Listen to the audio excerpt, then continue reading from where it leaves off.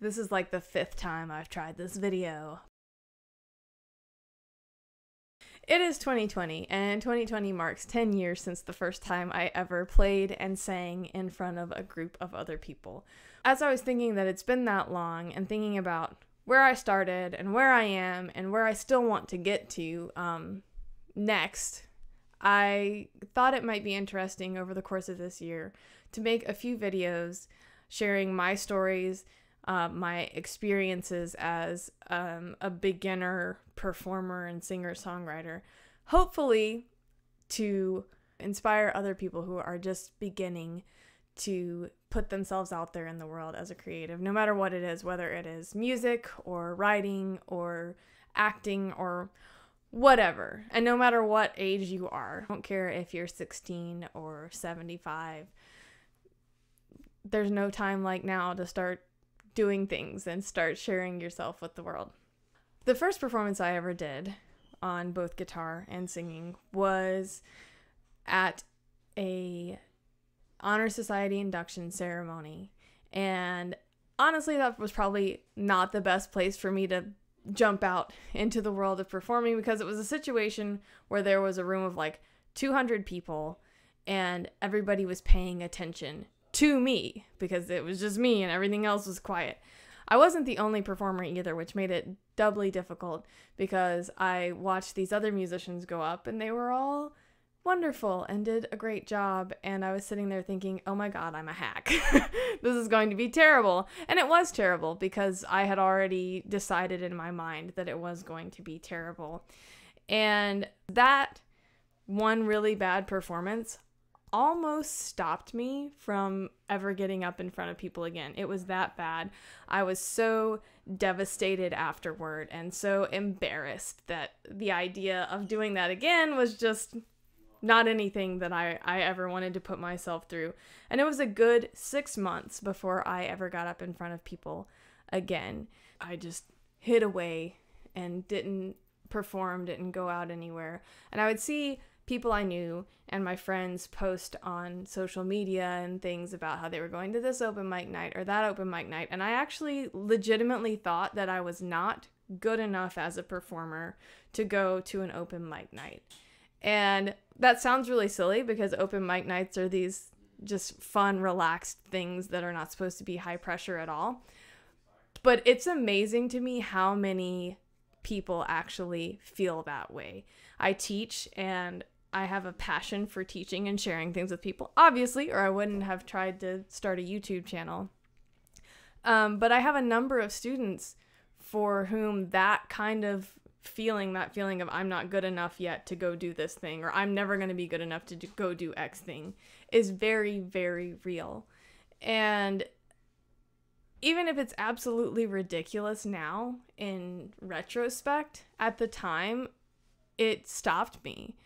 The way I broke myself out of that fear and out of that feeling was posting a couple videos to YouTube and sharing them privately with people who were very close to me. Being able to control the reaction in some way, or not have to witness the reaction more like, allowed me to begin to gain confidence to think, okay, well, if I can post a video to YouTube and share it with my friends, then maybe I can get up and play in front of strangers again.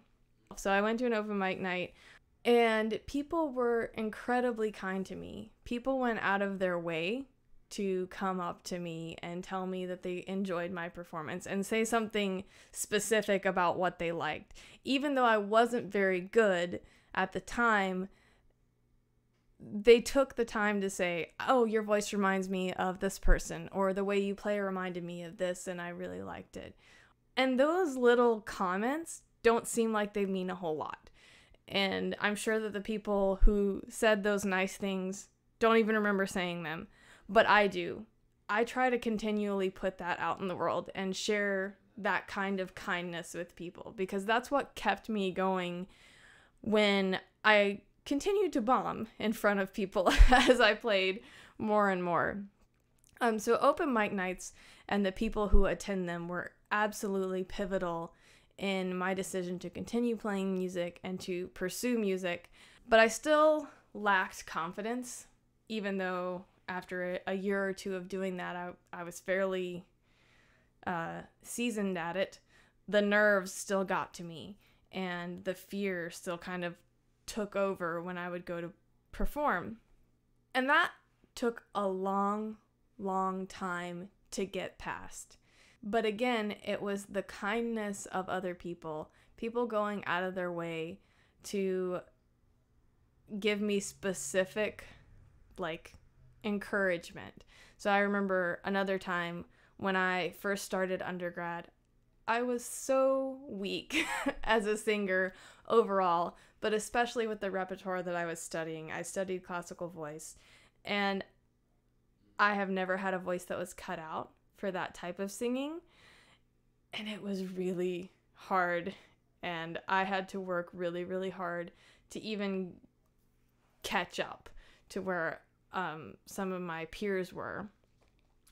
And one Friday night, after everybody else had left the building and headed home, or I thought headed home to go have fun for the weekend, and they knocked on my practice room door. They told me, "Hey, we've been watching you for the last couple months, and you work so hard, and I don't know what you're going to go on to do in life, but whatever you do, you're going to be great at it." I went back to my dorm later that night and wrote that down in a journal, and I clung to that all throughout my undergrad. And again, I don't think that's something that those folks ever thought about.